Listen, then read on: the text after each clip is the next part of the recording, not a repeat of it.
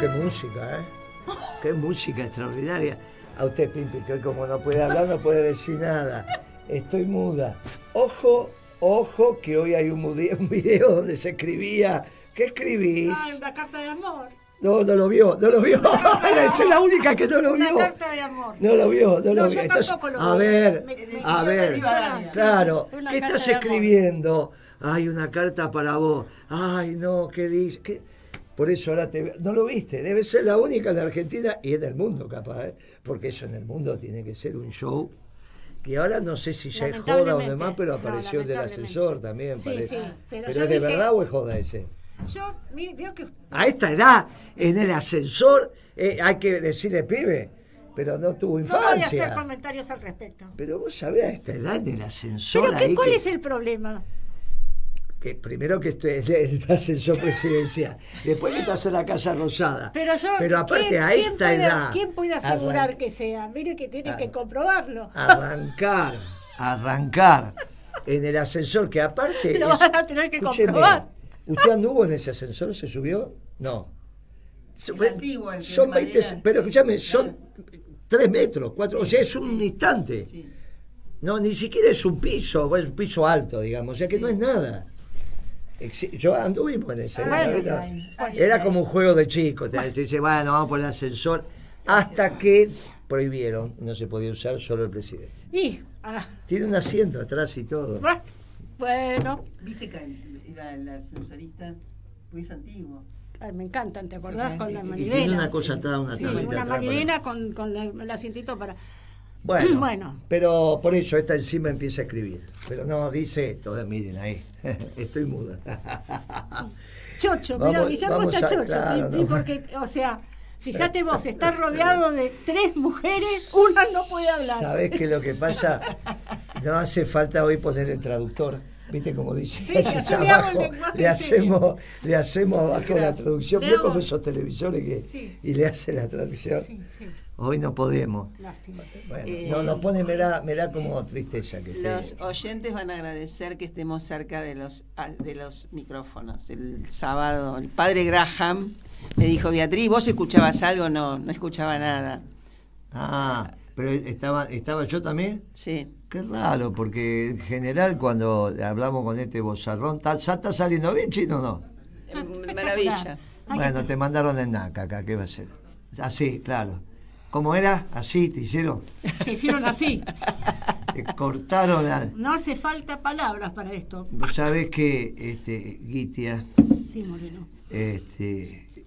me tengo mucha alegría de verla a Beatriz, porque hace rato que no la veo físicamente, personalmente. Nos vimos por Zoom y hablamos mucho por Estuvimos en la última reunión de economistas. Ah, ahí estuvimos, claro. Estuvimos, Claro, sí, en la última reunión de economistas. Y yo estuve acá, lo que pasa es que no estuvo Moreno. No estuve yo. No, estuviste ahora es el cuarto de hora de Moreno. Estuvimos Ahora es un en programa de género, de mujeres. Sabe que esta semana, como, bueno, más que público dominio, tuvimos la sentencia de un juicio que había empezado en el 2007. Y me dieron a mí primero las últimas palabras. Nos habíamos puesto de acuerdo con Bea que iban a ser distintas, el abogado pidió, pero bueno, el tribunal hizo otra cosa. De hecho, cuando me dice de las últimas palabras, pensé que se le iba a decir a todo, me dice, no, bueno, lo estamos esperando para que hable. Bueno, arrancamos. Pero hoy me parece que vamos a hacer como habíamos pensado, vamos a hacer las últimas palabras, una síntesis, pero las de Bea fueron bien interesantes. Así que le vamos a dar las palabras a Bea, como las últimas palabras. Con qué feo, bueno, es así, después viene el pelotón de fusilamiento, pero es así como se llama. Sí, en la horca, viste, en las películas medievales. Son las últimas palabras del reo. Pero en este caso, sí, me parece que tenemos que escucharla a Beatriz, es importante. Las mías, alegato final, claro. Lo que pasa es que dejan esas palabras, me parece, para el Ministerio Público Fiscal y el Ministerio Público de la Defensa. Pero bueno, no importa. Cuando te dicen las últimas palabras, dicen, y los abogados también dicen las últimas palabras. Sí, yo creo que... Yo todo el tiempo decía, a quien le tenía que decir, bueno, no, pues voy a decir las últimas palabras del juicio, en el juicio, como que aclaro que no son las últimas palabras, ¿viste? Claro. Así que hoy vamos a respetar el orden que habíamos consensuado. Así que me gustaría ver a vos que hagas el reconto de esto, porque aparte sos la que lo seguiste más intensamente y tenés más preciso el análisis de las secuencias, cómo empezó, cómo fue, y aparte me gustó mucho tus últimas palabras en el juicio. Vea con nosotros. A ver, en primer lugar, pasa que cuando uno prepara las últimas palabras no tiene la sentencia, y en general te las hacen decir 10 minutos antes, en este caso 2 horas, porque en realidad no sé si le prestan atención a nuestras últimas palabras para su veredicto, para su condena. Lo que pasa es que ahí hay una explicación que es como yo empecé, que es hechos, prueba, derecho. Las pruebas ya están todas en el juicio. Claro. Entonces nosotros ni agregamos ni quitamos pruebas. Claro. No, cuando yo digo, che, pero entonces ¿para qué las hacemos si esto está escrito? No, bueno, porque las pruebas ya fueron. Sí. Las pruebas fueron todas en el juicio. Uno le permiten cerrar con sus últimas palabras, pero como el juicio es para las pruebas, algo muy importante en este juicio, por si las hay o no las hay. Como las pruebas ya fueron, ya los jueces tienen su íntima convicción para una cosa o para la otra. Esa es la explicación de por qué, bueno, te dejan hablar para que vos... Y no es para la tribuna, porque sirve para la apelación y sirve para la verdad histórica. Así que las últimas palabras. Pero en primer lugar, déjame, como en realidad uno tiene el ánimo, viste, ordenado, y ahora tenemos una sentencia. Y lo primero que quiero decir es que yo tengo...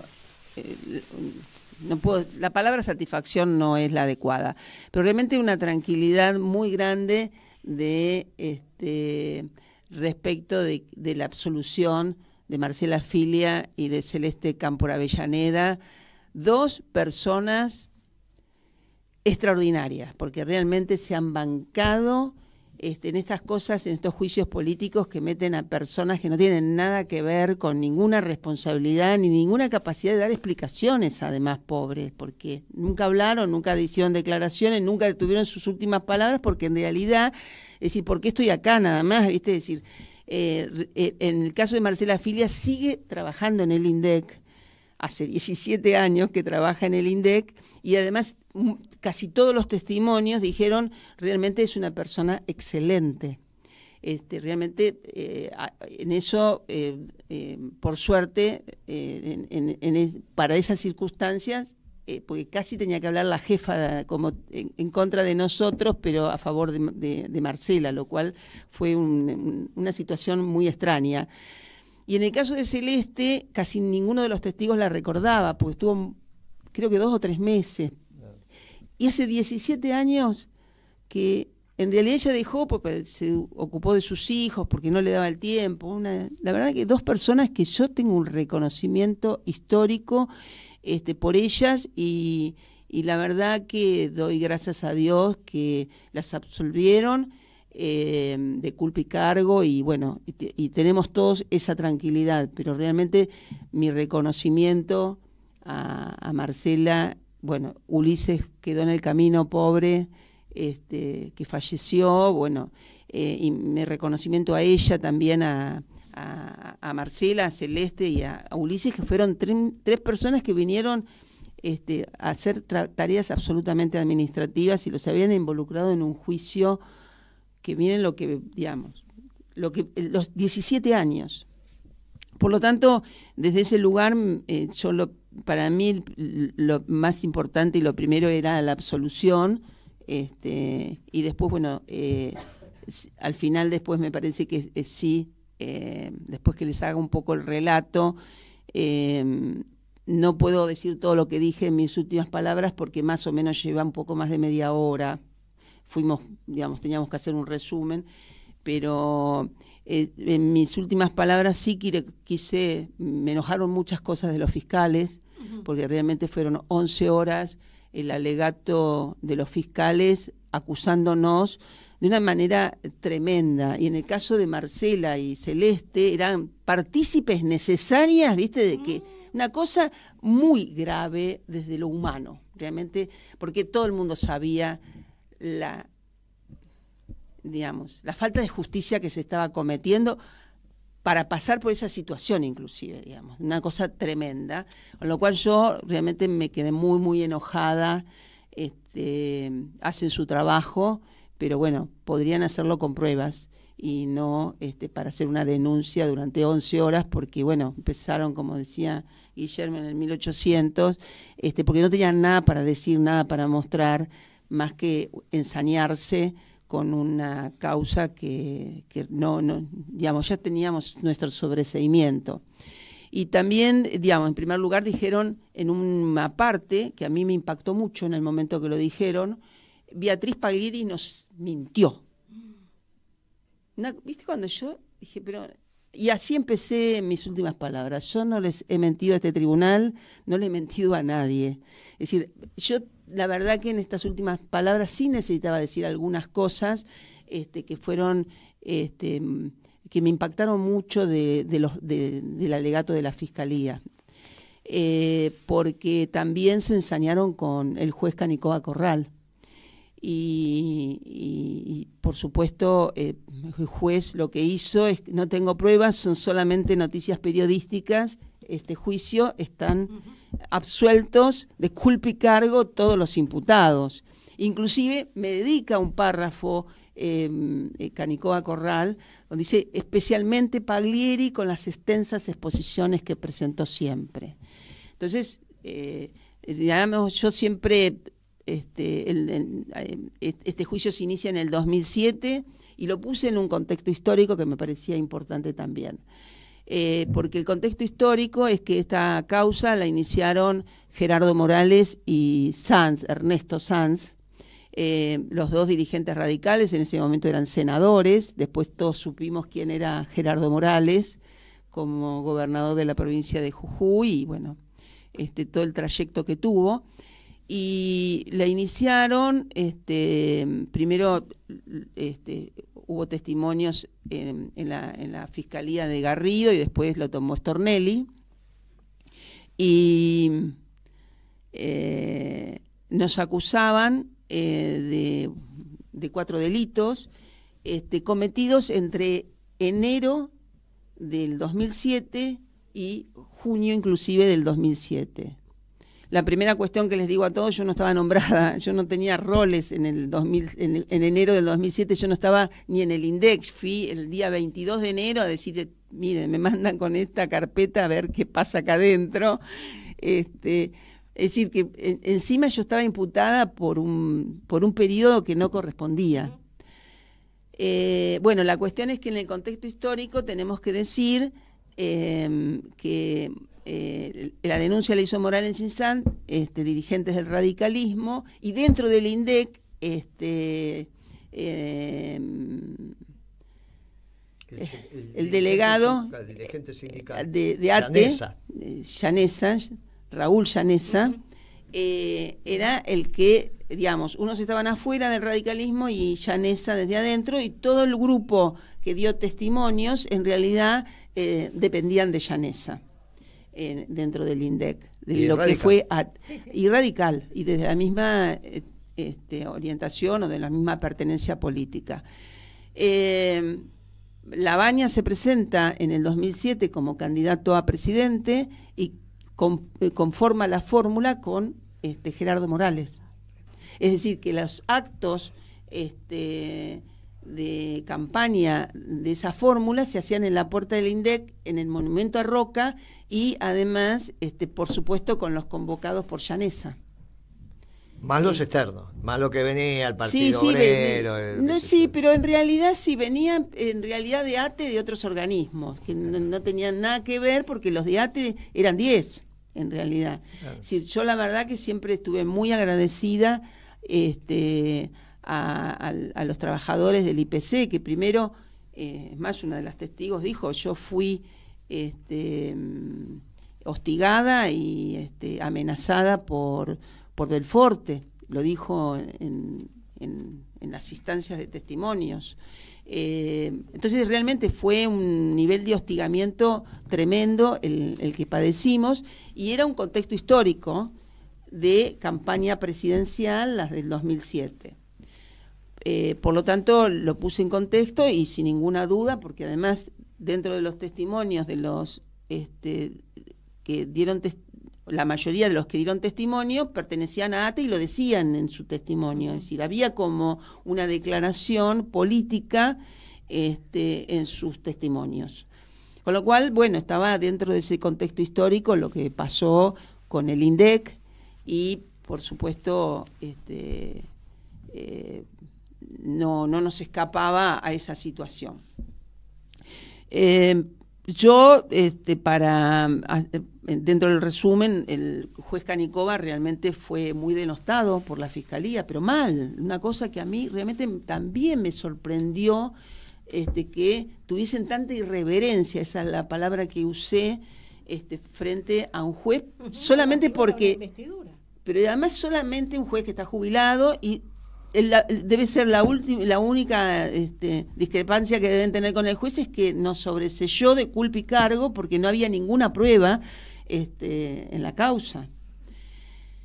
Y ahí, en realidad, yo lo que hablé es del trabajo que además hizo Canicova Corral, donde determinó 3 peritajes muy, muy significativos. Porque lo primero que hace ante la denuncia, el juez encara un operativo judicial dentro del INDEC, donde él secuestró todas las computadoras, la base de datos, los formularios, es decir, se llevó, es más, yo estaba presente cuando llegaron, dije qué tengo que hacer, cómo les puedo colaborar, me dijo que no esté presente, así que yo me fui a otro piso a esperar que ellos hicieran todo el operativo. Se llevaron todo el material, debe haber sido a fines de julio, la verdad que yo no me acuerdo, pero digamos es como que se llevaron de enero o de todo el año toda la documentación de esos meses. Y inmediatamente hicieron solicitó un peritaje a la Tecnológica, a la Universidad Nacional, a la Tecnológica, porque lo que había que hacer era un peritaje informático y de coincidencia de datos, que era lo que solicitó. Y los fiscales dijeron que había sido una oportunidad perdida, porque nunca habían ido al INDEC estos peritos. Es decir, yo lo que les dije en estas últimas palabras es que en realidad ni siquiera habían leído el peritaje, ni siquiera lo habían escuchado al licenciado Liporache, que fue el que tuvo a cargo ese peritaje, que estuvo presente dentro de los testimonios citados por la Fiscalía, donde dijo, fuimos al INDEC a hacer el último operativo, es decir, en realidad ellos hicieron un operativo, pero el último, comparación de datos entre la base de datos y los formularios, que dieron 100% de coincidencia. Entonces, lo que no les gustó es el resultado a los fiscales. Y ante lo que no les gustaba era un nivel de violencia la que ejercían tremenda. El segundo peritaje que pide, pues yo en el 2009 hago una presentación, lo que yo llamaba espontánea, esta cosa que uno no sabe, una presentación, presento a la justicia frente al juicio de manera espontánea, no es que me habían pedido que lo hiciera, por eso siempre se llamó mi presentación espontánea del año 2009, donde ya, claro, yo tenía ya ni siquiera estaba en el INDEC, pero yo tenía todo ese trabajo que había hecho durante los 11 meses que yo estuve en el INDEC, 17 años de juicio y estuve casi, no llegué a los 11 meses de estar en el INDEC trabajando. Y entonces, claro, yo hice una presentación técnica, la construcción del IPC, matemática, estadística, y tiene como componentes metodológicos que son para los que podemos tener manejo de ese instrumental. Entonces, lo que hizo para complementar con lo que había pedido la Tecnológica, le pide a la Universidad de Buenos Aires, en base a mi presentación, les hace 26 preguntas.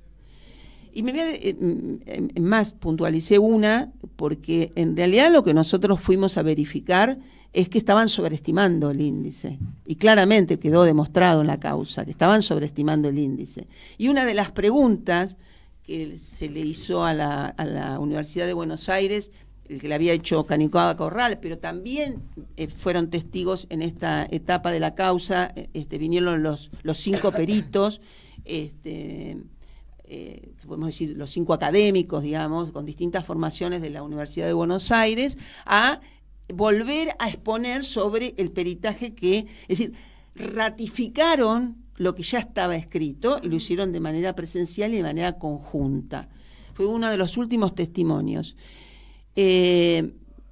Lo que volvió a decir el fiscal en ese momento, en su alegato, es que había sido otra oportunidad perdida, lamentablemente, porque parecía que Canicoa le preguntó cualquier cosa, o ellos, como no podían acceder a la base de datos, que ellos decían, no es nuestra formación es metodológica. Y una de las preguntas era, que yo lo había presentado en el 2009, es que solamente por una cuestión matemática, es decir, que no es que podemos inventar nada sobre eso, si es bueno o es malo, matemáticamente cuando vos no actualizás el índice en el cual estás calculando la variación, solamente hay sobreestimación. Solamente se puede producir sobreestimación. Y está demostrado, y además nosotros pusimos en las pruebas una presentación del Instituto de Estadística de España, que es muy clara, y por eso ellos todo el tiempo van actualizando, aunque no tengan una encuesta nueva, van actualizando los índices para mejorar esa situación, porque es inevitable, le pasa al mundo, no le pasaba al INDEC. Y tener un índice basado lo habían empezado en el 99, era base en 1999, pero con gastos de 1996, y además con los cambios de modelo económico y las crisis que habían pasado justo en el 2000, el 2001, todos conocemos la crisis económica que hubo, más que económica. Entonces, en realidad era un índice que ya de por sí, sin que vos hicieras nada, estaba sobreestimando. Más todo lo que yo encontré que estaban sobreestimando. Y además lo pudimos demostrar. Una de las cosas que por ellos los fiscales pusieron cuadros muy coloridos en su alegato, donde ponían índice versus Beatriz Paglieri, ¿viste? La verdad, además con colores, con rojo, bueno, sí. Una cosa parecía, ¿viste? De Titanes en el Rin en el barrio, el cuadro. Realmente era una cosa muy mamarracho lo que lo hacían. Y además decían, bueno, la verdad para ellos era el 2,1. Ese índice de 2,1, que decían que era la variación, que era la primera información que el equipo Bevacqua le presenta a la entonces ministra de Economía, que era Felisa Micheli, por ende se entera, por supuesto, el presidente, entiendo yo, les dice que era el 2,1. Pero aquí, mágicamente, ese 2,1 ya había aparecido el 4 de enero del 2007, es decir, no habíamos terminado de brindar, no había salido todavía el operativo en campo, y al tercer día hábil ellos ya decían que era el 2,1. Y lo decían con 3 cuestiones que fue muy, yo puntualicé una, que era turismo. Lo dije en mis últimas palabras, porque el resto tuvo desarrollo durante 3 meses y bueno, durante 17 años, pero ahora en el juicio oral, donde se puso muchísimas veces el tema, pero uno era turismo. Es decir, yo cuando voy al INDEC por instrucciones de la ministra, voy con una carpeta que contenía un memo que lo había redactado Guillermo Moreno. Y entonces, bueno, en esa reunión fuimos tratando distintos temas que estaban en esa carpeta, que era lo que quería la ministra que se pusiera en blanco y negro. Y uno de los temas era alojamiento para turismo. Porque más allá de que turismo medían en Cancún, en Miami, en Madrid, una cosa espantosa después de lo que había pasado, imagínate, estábamos en el 2007, imagínate desde que ellos habían medido en 1996 en plena convertibilidad, bueno, pero en realidad estábamos puntualizando alojamiento para turismo. Bebacua, junto con Clide Trabucchi, todas aparecían siempre en los diarios y en todas como las académicas reconocidas. En esa reunión llevaron un cuadro Excel, no un cuadro que surgía de la base de datos. Y en ese cuadro Excel contenía las variaciones de los últimos 5 años por lo menos, y todos daban 40,1, 40, 39,7, es decir, todas daban igual. Mágicamente, ¿viste? No pasaban nada distinto un año que en otro. Eso le llamó la atención muchísimo a todos los directores que había convocado, entre ellos al director de Metodología Estadística, que había convocado Mármora en esa mesa de trabajo, por supuesto no se aceptó ese cuadro que habían dicho y se consideraron datos que el propio INDEC hacía para la Secretaría de Turismo, para la variación de alojamiento. Pero en cuanto yo asumo el 7 de febrero, lo primero que hago, digo, quiero las planillas del relevamiento de turismo. Y me dijeron, no están, ya se llevaron a depósito, cuando en realidad todo el relevamiento, por supervisiones, por controles, por distintos motivos, quedan no menos de un mes, en general 2 meses en las oficinas. Lo cual yo dije, bueno, que vuelvan para acá. Uh-huh. Cuando me entregan las planillas bajo mi exigencia, en realidad las planillas se notaba que estaban hechas con la misma virome, no tenían ninguna mancha de café, estaban hechas para la ocasión. Y ya después, cuando Ana Edwin asume la dirección del INDEC en agosto, se inicia un proceso de sumario que demostró, porque los sumarios los hace el Ministerio de Economía, no los hace INDEC. Se le pidió al sumario, el Ministerio de Economía instruyó hacer una auditoría que haga la empresa telefónica, que diga todos los teléfonos que figuraban en esas planillas hechas para la ocasión, que había pasado y los llamados no se habían realizado. Era mentira, era falso.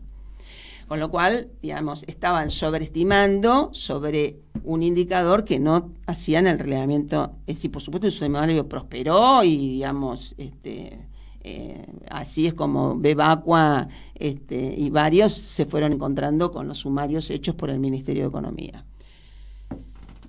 Entonces, bueno, cuando presento esto, digo, bueno, estaban sobreestimando, no solamente porque no cambiaban de índice, sino porque estaban sobreestimando con muchísimas variedades, porque yo también, digamos, todos los meses yo me iba encontrando con situaciones que acá las explico, no las expliqué en las últimas palabras porque quedó muy expuesta durante toda la investigación de este juicio oral, pero creo que es importante que todo el mundo lo sepa. Ya en el 2009 yo presenté que cuando íbamos a calcular el índice de marzo del 2007, habían aumentado las escuelas, como pasa siempre, las escuelas de gestión privada. Y a mí, en lugar de aumento, me daba negativo, me daba una variación negativa, con lo cual era imposible.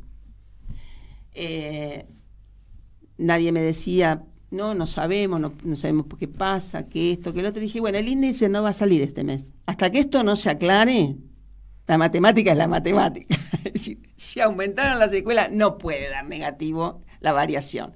Con lo cual, ya yo había tenido que llamar a un escribano. Yo ya había encontrado diferentes situaciones que fuimos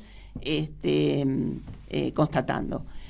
Entonces viene una de las famosas, es más, la pareja de Raúl Llanesa, y viene y me dice, mira, Beatriz, nosotros le dijimos a Bebacua que estaba sobreestimando, porque en lugar de ¿se acuerdan que hubo una cuota recupero? Bueno, vos sí, pues estabas en comercio, bueno, todo el mundo era... Vos todavía no estabas en comercio. Ah, no estabas. No. Bueno, la cuestión es que había una cuota recupero que con leer los diarios sabía que pasaba. Y en lugar de... La cuota recupero se podía...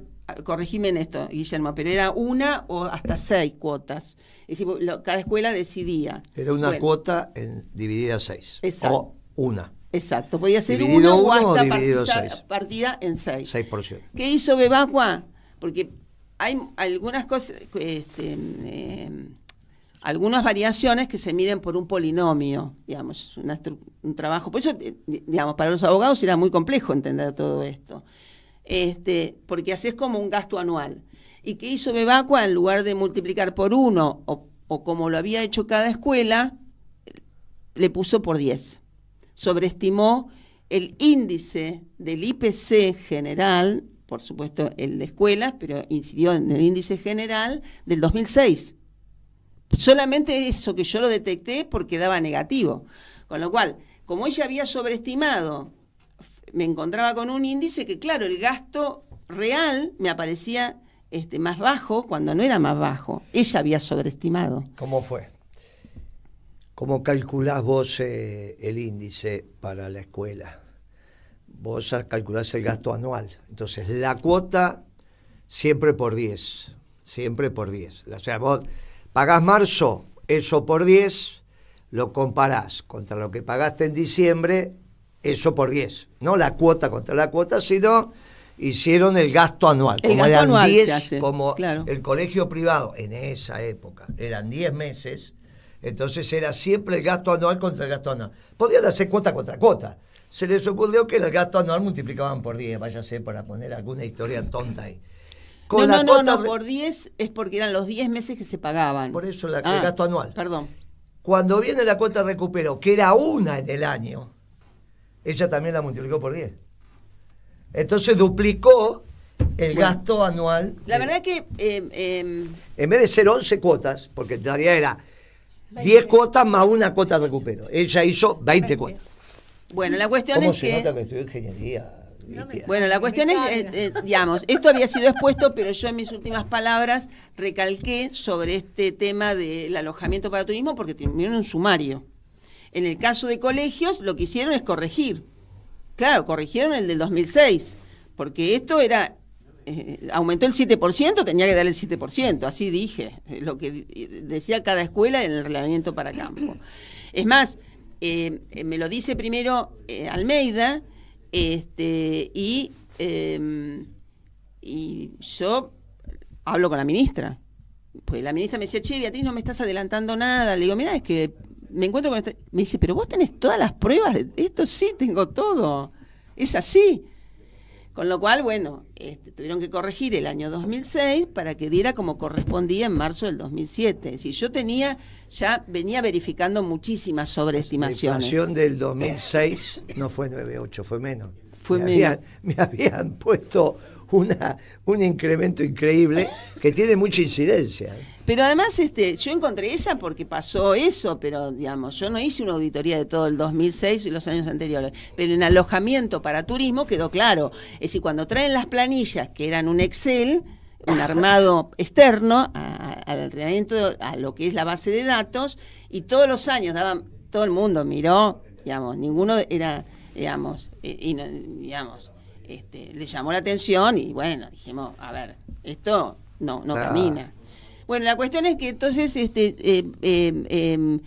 descalificaron también lo de la UBA, porque claro, la UBA estaba confirmando que estaban sobreestimando.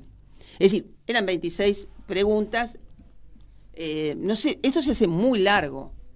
Ya se terminó el programa más o menos. Más o menos, ya queda poco tiempo. Bueno, por eso a mí me parecía, claro, yo además en las últimas palabras en realidad doy por sentado un montón de cosas que a ustedes no les puedo dar por sentado porque no conocen, pero bueno, un día haremos la explicación completa. Yo creo que sí. Entonces hubo 3 peritajes, los 3 peritajes extraordinariamente favorables a la situación y demostraban donde no habíamos cambiado la metodología, no habíamos cambiado el sistema informático, digamos, en realidad lo que hice es resaltar en un breve raconto todo lo que para nosotros era realmente un resumen que nos sirviera. Pero bueno, ¿te acordás de algo más de las últimas palabras como...? No, bueno, hiciste el homenaje a Ana Edwin, hiciste el homenaje a... En realidad yo hice el homenaje, no lo personalicé, más que, digamos, los empleados, a los 1.500, que en realidad ese año se autodenominaron el INDEC que trabaja. Era porque realmente yo tenía que agradecer que siempre salimos en tiempo y forma, porque había muchísimos que trabajaban, los que hacían ruido hacían mucho ruido, claro, además porque además es rigurosa la entrega de la estadística exactamente pública, es rigurosa. Bueno, y la cuestión es que también habían metido la pata en algo que decía la metodología, el fiscal leyó la metodología, pero no se cumplía la metodología, y en el 2005 si yo fui en el 2007.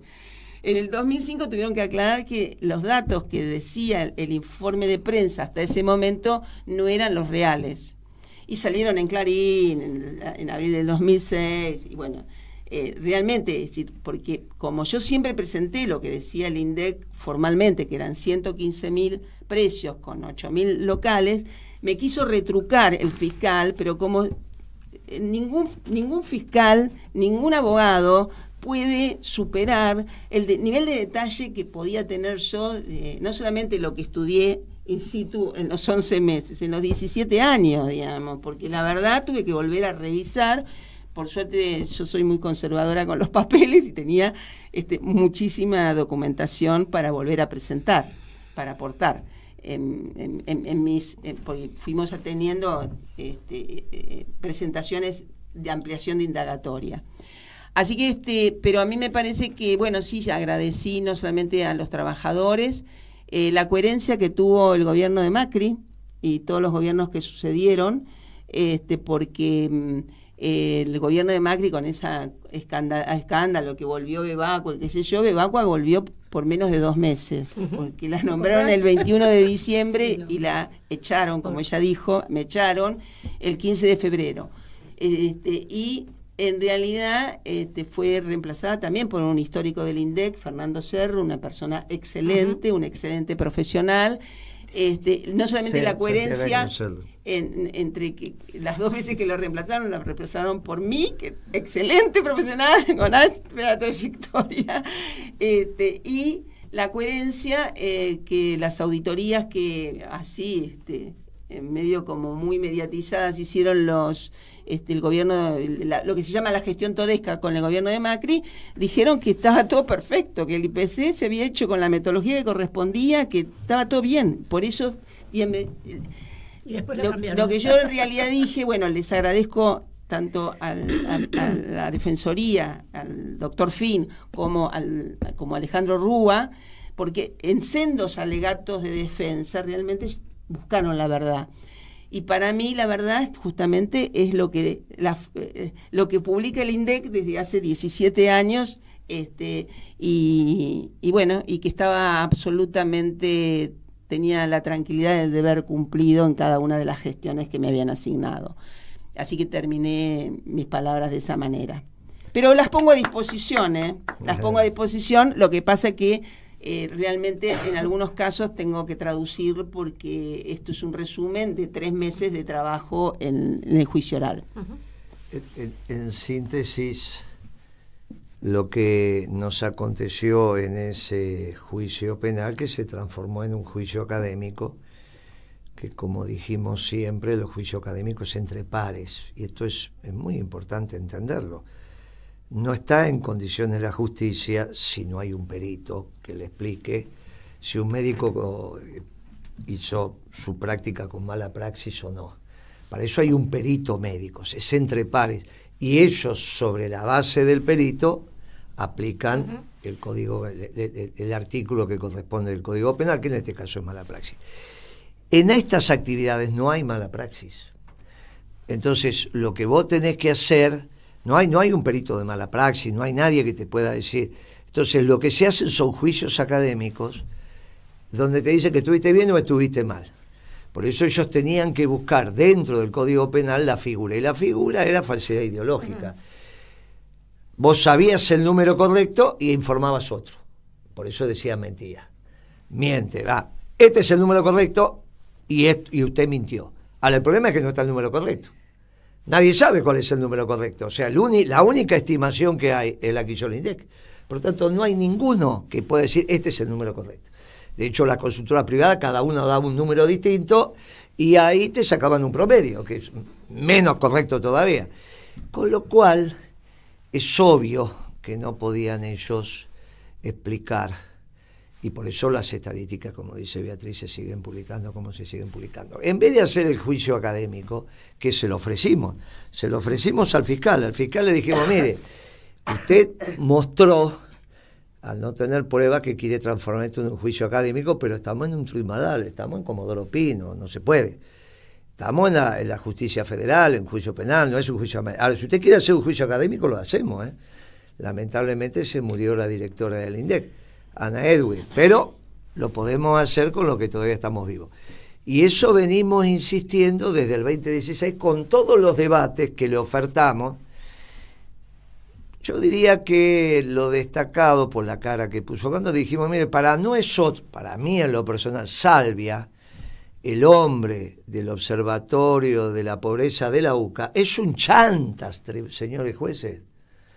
Ahora acá el fiscal dice que es un experto.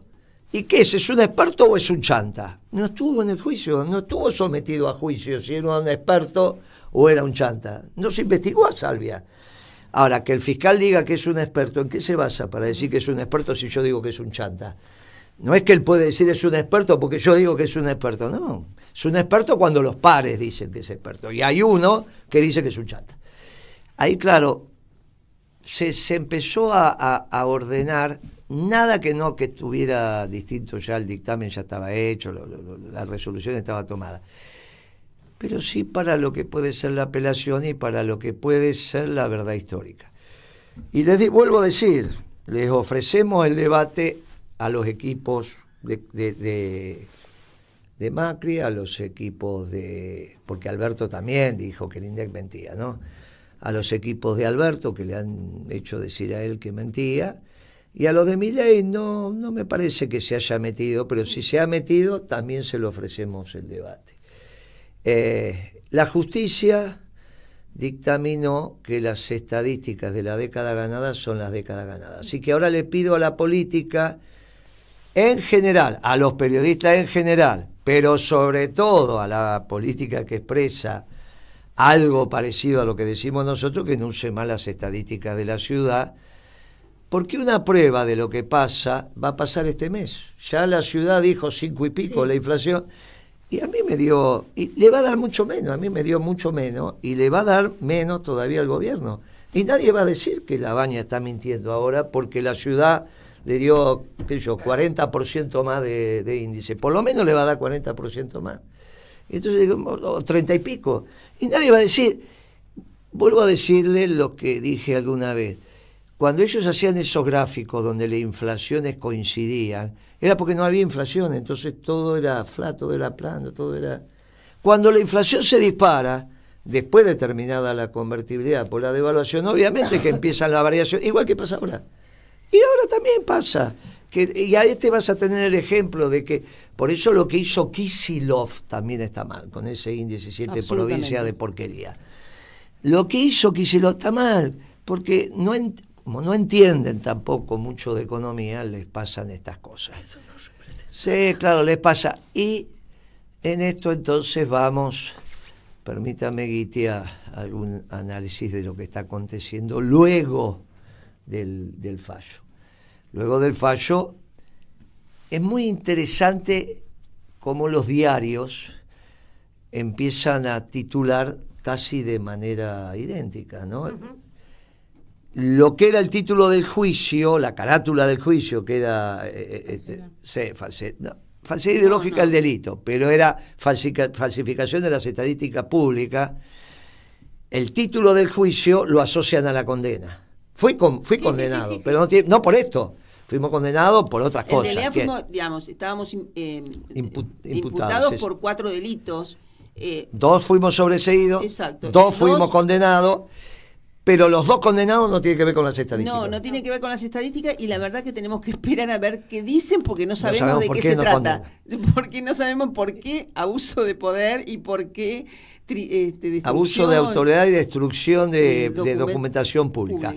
El soft no se puede destruir, queda todo grabado, como demuestra el celular de Alberto Fernández. Por más que todo queda grabado en el celular de la secretaria. No sabe, ellos piensan que cuando vos borrás... ¿Viste? Eso es lo que yo le decía, cuando queda todo en la nube, queda registrado. No, en la nube no, en el celular. No, en la nube no, en el celular. Ay, usted se puso nerviosa ya. Escúcheme, cuando usted borra y aprieta la tecla borrar, lo que usted le está diciendo al celular es que ese byte que queda libre puede ser ocupado por otra información. La computadora. De eso estamos hablando, si precisamente es eso. Pero no borra. Se puede recuperar. claro, si ese byte no fue utilizado con nueva información, y para agotar toda esa memoria es mucho tiempo, eso queda, por eso recuperan lo que estaba, porque no lo borra. Lo que usted le está diciendo, usted lo puede volver a utilizar. Lo que está en la memoria no lo puede utilizar. Lo que usted borró, no lo borró. Está diciendo que lo puede volver a utilizar. Si no lo utilizó, está. Por eso los muchachos, cuando le meten los cables, van después de la función borrar y aparece todo. Van después. Dicen, no, la función borrar, deme todo lo que está en los bytes utilizados. Y ahí aparece todo.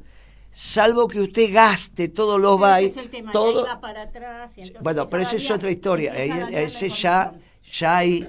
Entonces, no sé qué quieren transmitir. Como ellos no saben esto, no saben cibernética, no han estudiado. Hasta que no lo escriban, no sabemos. Bueno, entonces no sabemos. Hasta el 4 de septiembre. Lo que sí sabemos, porque lo dijeron todos los abogados, inclusive Rúa, que hoy salió la nota en algún diario, Rúa dice esto y Luciani dice esto.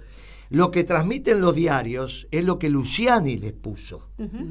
Pero no es. Entonces, claro, cuando nosotros salimos a explicar, porque tenemos la información de nuestros abogados y aparte sentido común de lo que tenía que ver con el fallo, se les armó un lío bárbaro. Ahora, acá viene un tema muy importante.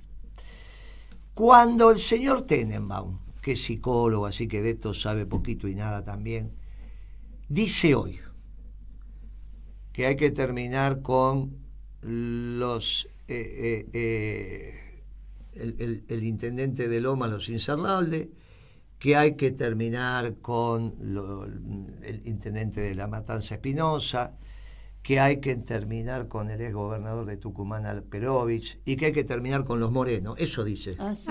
Sí. Mira vos. Lo dijo él.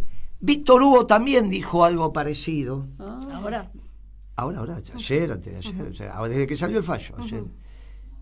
Algo parecido dijo el Gato Silvestre. Todos estos periodistas del progresismo lo dicen porque el progresismo le está diciendo que lo digan, o lo dicen por motus propio, porque el fallo es muy clarito y nosotros hablamos, y ellos podrían decir, tiene razón Luciani o tiene razón Moreno y Beatriz. En el caso Moreno, porque el que hablé públicamente fui yo. O sea, ellos tienen las dos campanas, porque vos, este muchacho Barrios, por ejemplo, de hoy a la mañana, está bien, tiene una campana, digamos, y muchos otros. Me pasó ayer con la radio de la ciudad. Me hace un reportaje y la periodista, me entran 2 minutos antes, le escucho atentamente a la periodista y empieza a explicar que me condenaron por esto, todo. Cuando termina, me dan el pase y le digo, señorita, ¿usted leyó el diario o leyó el fallo? No, Moreno, leí el diario. Bueno, el fallo dice otra cosa, permítame que le diga. Y ahí cerró la boca. Se metió otro que dijo otras cosas en la radio de la ciudad. Y terminó el debate y dice, mire, usted lee el diario y repite el diario, pero tiene el fallo. Ah, bueno. Víctor Hugo, el Gato Silvestre, Tenenbaum y algún otro periodista más que es del ala del progresismo, o sea, esto es Radicales, Kicillof, toda esta bagunza que están todos juntos, podrían haber escuchado las dos cosas. No leer solo los diarios, porque yo hablé desde la 1 del mediodía. Pero además tendrían que ir a la fuente, es decir, es muy desde sencillito, detrás de internet horas, está. El primero que me llamó fue Trombetta, desde las 13 horas del miércoles que estoy diciendo esto. Entonces, y el fallo fue a la clarísimo, 1:10. Exacto. Entonces, clarísimo, nos sentaron a las 12:30 y 1:10 estábamos ya. Entonces, la pregunta es, ¿el progresismo está hostigando al peronismo o no está hostigando al peronismo en este momento? Está hostigando. Muy bien. Como nos vino hostigando en el 2007. Kicillof, te lo digo como responsable del progresismo en términos políticos. Terminala. Kicillof, gobernador de la provincia de Buenos Aires. Terminala. Porque de esta manera no se hace política. Te hago responsable de lo que le estás haciendo al peronismo. Te hago responsable de lo que están haciendo los medios para ir sobre el peronismo. Y te lo digo claramente en mi programa.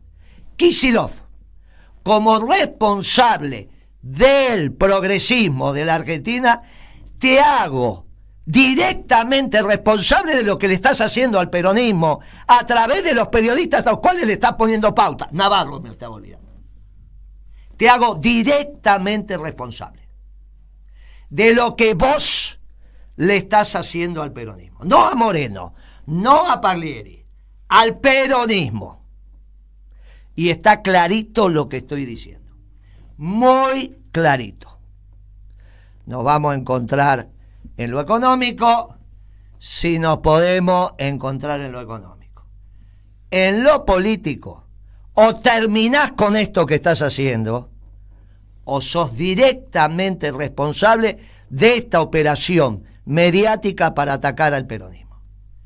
Lo estás haciendo, porque vos le ponés plata a esos periodistas, que perfectamente podrían haber leído lo que dijo Luciani, como bien expresa Clarín hoy, porque hoy Clarín a la mañana dijo, algunos medios decían fuentes periodísticas, y Clarín hoy con Santoro dijo, Luciani me dijo tal cosa. Entonces yo lo acepto, el fiscal puede decir lo que quiere. Y de la misma manera que Rúa sacó un tuit diciendo, para mí el fallo dice esto. Tus periodistas del progresismo están atacando al peronismo porque validando lo que dicen ellos estás destruyendo la década ganada, como vengo diciendo que lo vienen haciendo desde siempre. El Gato Silvestre, Navarro, Víctor Hugo y Tenemos. A los 4 se vinculan con el progresismo. De eso ya hay antecedentes de la plata que reciben, algunos también del gobierno. ¿Están en su derecho de recibir? Sí, son periodistas, tienen derecho. Ahora, de la misma manera que tienen derecho, yo tengo derecho a pensar que agarraron el teléfono y le dijeron, tírenle tierra. ¿A quién? A la década ganada.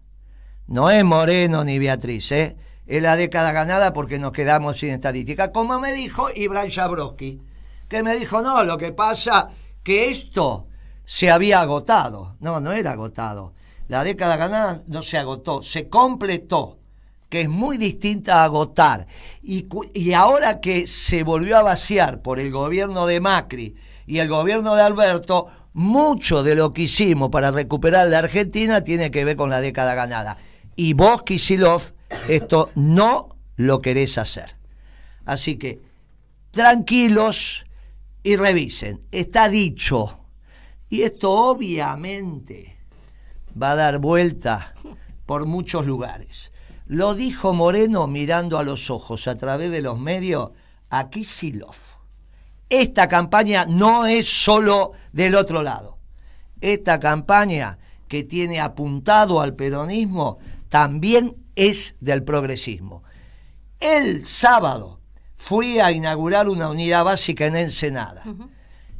En el momento que estaba inaugurando la unidad básica de Principio y Valor en Ensenada, compañero levanta la mano y me dice, esta es la única unidad básica que hay en Ensenada. Digo, pero ¿cómo va a ser la unidad básica que hay en Ensenada? Sí, porque el intendente Seco no quiere unidades básicas. Intendente Seco del progresismo. Está claro que quieren la destrucción del peronismo. Y el peronismo está de pie. El peronismo está de pie y va a seguir estando de pie.